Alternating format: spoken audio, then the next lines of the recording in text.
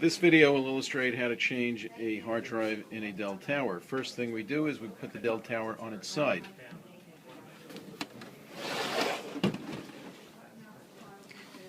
Then we have to pull back the cover release, exposing the machine. The hard drive area is right here.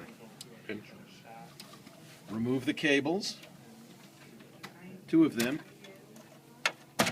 Pinch in the blue tabs, pull the hard drive out. Remove the old hard drive from the bracket, set it aside, take a replacement hard drive, and with the connectors facing the exposed area, clip the hard drive in. It's very flexible, so it's no issue in terms of getting the new hard drive in the bracket.